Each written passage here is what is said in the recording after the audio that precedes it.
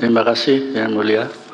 Masih dengan alasan berbeda, yaitu dari Yang Mulia Hakim Konstitusi Danielius Mipefoi. Dipersilakan. Terima kasih Yang Mulia Ketua. Menimbang bahwa pemohon dalam perkara nomor 90/2023 pada pokoknya memohon pengujian material pasal 169 huruf Q Undang-Undang 7 2017 menyatakan persyaratan menjadi calon presiden dan calon wakil presiden adalah Q berusia paling rendah 40 tahun yang dianggap bertentangan dengan pasal 27 ayat 1, pasal 28 D ayat 1 pasal dan ayat 3 serta pasal 28I ayat 2 Undang-Undang Dasar Negara Republik Indonesia tahun 1945, bahwa berdasarkan pasal 56 Undang-Undang 24 tahun 2003 tentang Mahkamah Konstitusi sebagaimana telah diubah terakhir dengan Undang-Undang nomor 7 tahun 2020 tentang perubahan ketiga atas Undang-Undang nomor 24 tahun 2023 tentang Mahkamah Konstitusi. Terdapat 3 varian amar putusan Mahkamah, yaitu permohonan dikabulkan, permohonan ditolak, dan permohonan tidak dapat diterima. Permohonan yang dikabulkan dapat berupa dikabulkan sebagian, dikabulkan seluruhnya, dan dikabulkan melebihi petitum permohonan atau ultra petita.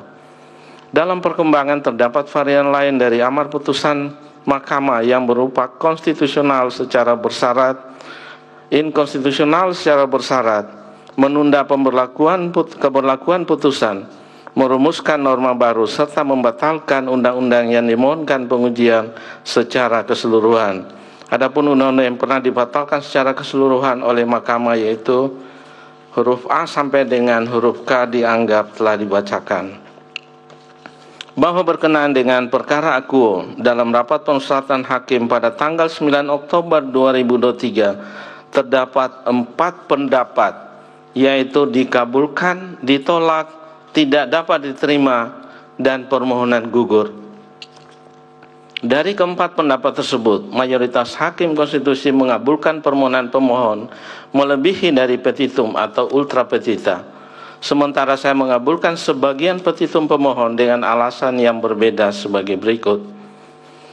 Bahwa dengan mengikuti doktrin pemisahan kekuasaan yang disampaikan oleh Charles Louis de Secondat Baron de la Brede et de Montesquieu melalui bukunya yang berjudul The Spirit of the Laws, ia merumuskan teori pemisahan kekuasaan, Theory of Separation of Powers, yang kemudian diterima sebagai elemen fundamental dari konstitusi banyak negara di dunia. Menurutnya satu-satunya cara untuk menghindari despotisme atau pemerintahan yang absolut dan sewenang-wenang adalah dengan membagi cabang kekuasaan eksekutif, legislatif, dan yudikatif yang terpisah kekuasaannya. Bahwa dalam konteks Indonesia sejak awal berdiri tahun 1945, kekuasaan negara dilaksanakan dengan menganut pembagian kekuasaan antar cabang kekuasaan eksekutif, legislatif, dan yudikatif. Bahkan pembagian tersebut semakin terlihat jelas setelah Undang-Undang Dasar 1945 dilakukan perubahan pada tahun 1999 sampai dengan 2002. Kekuasaan eksekutif yang dipegang oleh Presiden semakin dipurifikasi untuk dilaksanakan sesuai dengan sistem pemerintahan presidensial. Penegasan sistem pemerintahan presidensial merupakan salah satu kesepakatan dasar Majelis Permusyawaratan Rakyat saat melakukan perubahan Undang-Undang Dasar 1945. Bahwa selain mengatur kekuasaan di tingkat pusat, UUD 45 juga mengatur hubungan antara pemerintah pusat dengan pemerintahan daerah. Menurut pasal 1 ayat 1 UUD 1945, negara Indonesia merupakan negara kesatuan yang berbentuk republik, di mana seluruh wilayah negara kesatuan Republik Indonesia dibagi atas daerah-daerah provinsi, dan daerah provinsi itu dibagi atas kabupaten dan kota, sebagaimana ketentuan pasal 18 ayat 1 UUD 1945 yang menyatakan, dianggap dibacakan. Dalam kaitan ini menurut Mahkamah, kata dibagi dalam pasal tersebut untuk menekankan apa yang ada lebih dahulu adalah Negara Kesatuan Republik Indonesia, sebagaimana dalam pertimbangan hukum subparagraf 3.13.1 pada putusan Mahkamah Konstitusi nomor 32 dan seterusnya 2002 yang diucapkan dalam sidang pleno terbuka untuk umum pada tanggal 21 Februari 2013 sebagai berikut. Dianggap telah dibacakan. Bahwa berdasarkan pasal 18 ayat 3 dan ayat 4 UUD 1945, pemerintahan daerah terdiri dari Dewan Perwakilan Rakyat Daerah dan kepala daerah dan kepala pemerintahan daerah, gubernur, bupati, dan wali kota. Hal ini sejalan dengan ketentuan yang diatur dalam Undang-Undang 23 2014 tentang pemerintahan daerah, sebagaimana telah diubah terakhir dengan Undang-Undang Nomor 9 Tahun 2015 tentang perubahan kedua atas Undang-Undang Nomor 23 Tahun 2014 tentang pemerintahan daerah. Pasal 1 angka 2 Undang-Undang Pemerintahan Daerah menyatakan dan seterusnya dianggap dibacakan. Selanjutnya pasal 63 Undang-Undang Pemda pada pokoknya menyatakan bahwa kepala daerah dibantu oleh wakil kepala daerah, yaitu wakil gubernur untuk daerah provinsi, wakil bupati untuk daerah kabupaten, dan wakil wali kota untuk daerah kota. Berkenaan dengan hal tersebut, gubernur dan wakil gubernur di daerah provinsi, bupati dan wakil bupati di daerah kabupaten, dan wali kota dan wakil wali kota di daerah kota merupakan pelaksana kekuasaan eksekutif di daerah yang bertugas memimpin pelaksanaan urusan pemerintahan yang menjadi kewenangan daerah berdasarkan peraturan perundang-undangan dan kebijakan yang ditetapkan bersama DPRD provinsi atau DPRD kabupaten atau kota. Bahwa secara doktrinal di dalam negara kesatuan hanya berlaku satu konstitusi, hukum dasar tertulis, dan satu sistem hukum bagi pemerintah baik di tingkat pusat maupun daerah. Dalam negara kesatuan juga diakui bahwa penyelenggaraan pemerintahan daerah merupakan bagian dari pelaksanaan kekuasaan pemerintahan. Berdasarkan pasal 4 UUD 1945, Presiden memegang kekuasaan pemerintahan menurut Undang-Undang Dasar yang dalam menjalankan kewajibannya Presiden dibantu oleh seorang wakil Presiden. Pasal ini menegaskan posisi Presiden sebagai penanggung jawab keseluruhan pelaksanaan pemerintahan. Oleh karena itu, penyelenggaraan pemerintahan daerah yang berdasarkan asas otonomi dan tugas pembantuan dengan memperhatikan kekhususan dan keragaman daerah serta menghormati keistimewaan suatu daerah tetap menjadi tanggung jawab Presiden. Bahwa Undang-Undang Pemda mengkonstruksikan daerah provinsi sebagai daerah otonom dan juga wilayah administrasi. Konsekuensinya gubernur tidak hanya berperan sebagai kepala daerah provinsi, melainkan juga sebagai wakil pemerintah pusat di daerah. Sebagai wakil pemerintah pusat di daerah, gubernur memiliki tugas dan wewenang untuk melakukan pembinaan dan pengawasan terhadap daerah kabupaten atau kota sesuai norma, standar, prosedur, dan kriteria NSPK yang ditetapkan oleh pemerintah pusat.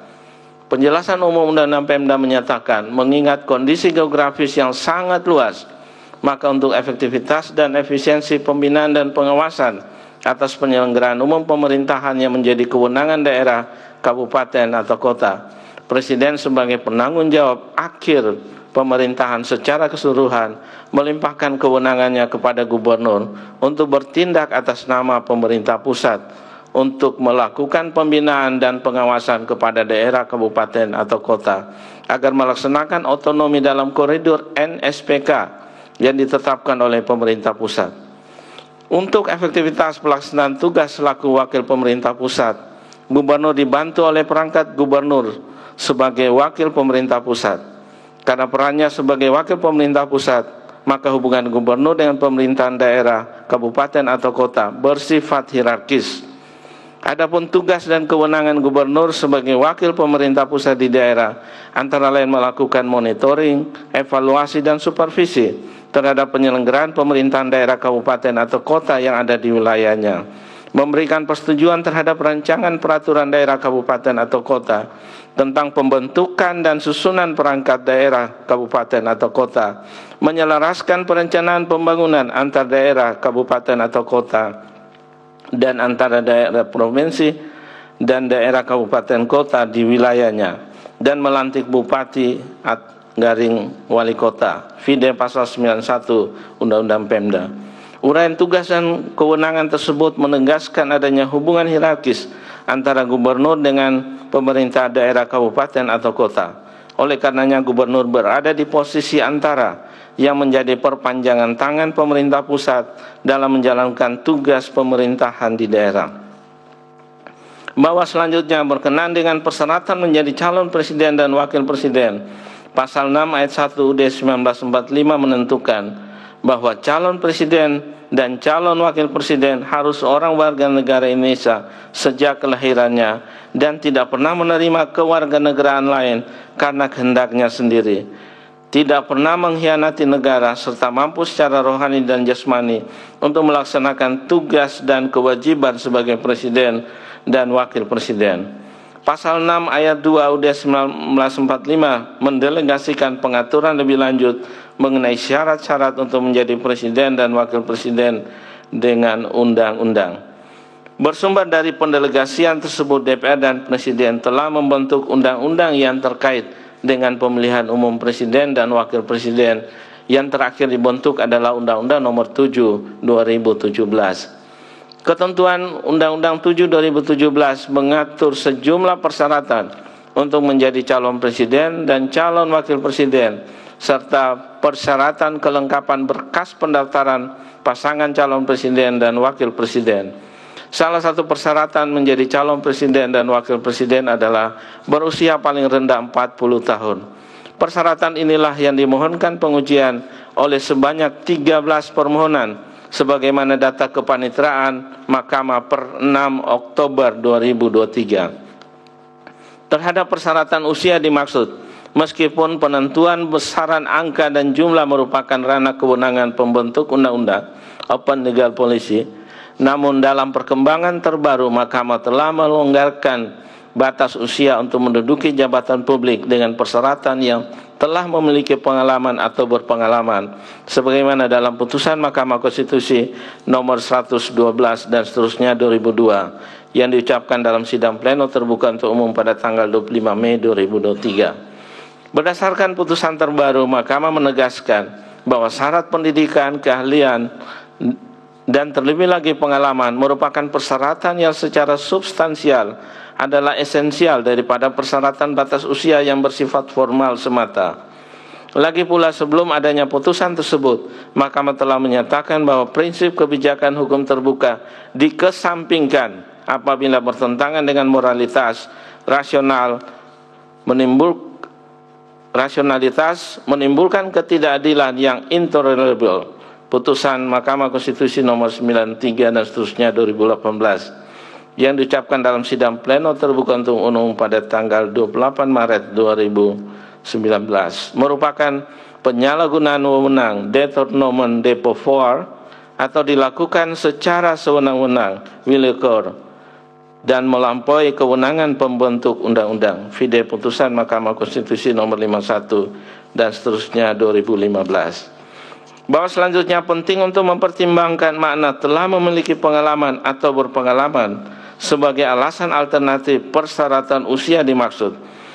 Setelah perubahan UUD 1945, Undang-Undang tentang Pemilihan Kepala Daerah dan Undang-Undang tentang Pemerintahan Daerah mengatur pembatasan bahwa masa jabatan kepala daerah adalah 5 tahun dan sesudahnya dapat dipilih kembali dalam jabatan yang sama untuk 1 kali masa jabatan. Artinya seseorang dibatasi menjabat sebagai kepala daerah selama 2 kali masa jabatan pada tingkatannya, bupati di tingkat kabupaten atau wali kota di tingkat kota dan gubernur di tingkat provinsi. Berkaitan pembatasan masa jabatan dimaksud, Mahkamah telah menegaskan ihwal pembatasan jabatan kepala daerah dapat diimplementasi berupa 1. Pembatasan 2 kali berturut-turut dalam jabatan yang sama. 2. Pembatasan 2 kali dalam jabatan yang sama tidak berturut-turut. Ketiga, pembatasan 2 kali dalam jabatan yang sama di tempat yang berbeda. Putusan Mahkamah Konstitusi nomor 8 dan seterusnya 2008. Dalam putusan lain, Mahkamah telah pula memberikan pertimbangan yang pada pokoknya menyatakan bahwa jika seseorang telah menjabat kepala daerah atau sebagai pejabat kepala daerah selama setengah atau lebih masa jabatan, maka yang bersangkutan dihitung telah menjabat 1 kali masa jabatan. Vide putusan Mahkamah Konstitusi nomor 22 dan seterusnya 2009. Kemudian Mahkamah juga telah menegaskan bahwa masa jabatan yang telah dijalani setengah atau lebih adalah sama dan tidak membedakan masa jabatan yang telah dijalani tersebut, baik yang menjabat secara definitif maupun pejabat sementara. Video putusan MK nomor 67 dan seterusnya 2020. Meskipun demikian, dalam konteks persyaratan menjadi calon presiden dan calon wakil presiden, mana telah memiliki pengalaman atau berpengalaman harus diartikan secara proporsional bahwa yang bersangkutan diutamakan telah menyelesaikan tugas dan wewenang sebagai gubernur minimal 1 kali masa jabatan secara penuh, yakni 5 tahun. Hal ini dimaksudkan demi mencegah munculnya calon yang berasal dari pejabat kepala daerah, pejabat gubernur yang ditentukan berdasarkan mekanisme penunjukan, bukan melalui pemilihan atau elected official.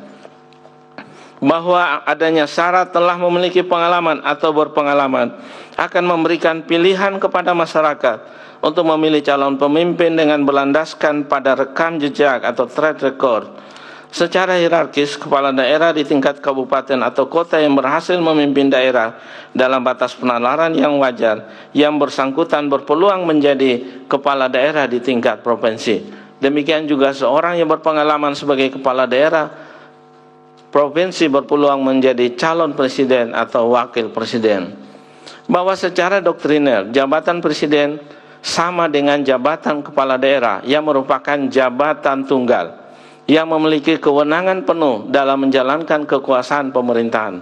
Artinya segala kebijakan dan keputusan dalam rangka pelaksanaan tugas, fungsi dan kewenangan jabatan tersebut dilakukan oleh kepala eksekutif pada tingkatannya, berbeda dengan anggota DPR, DPD, dan DPRD yang merupakan jabatan majemuk yang mensyaratkan dalam pengambilan keputusan dilakukan secara kolektif kolegial. Mengingat besar dan luas serta ragam dinamika kekuasaan pemerintahan yang akan diemban oleh presiden dan wakil presiden, syarat telah memiliki pengalaman atau berpengalaman track record yang baik akan menjadi modal bagi yang bersangkutan untuk dapat dipertimbangkan sebagai calon presiden atau wakil presiden.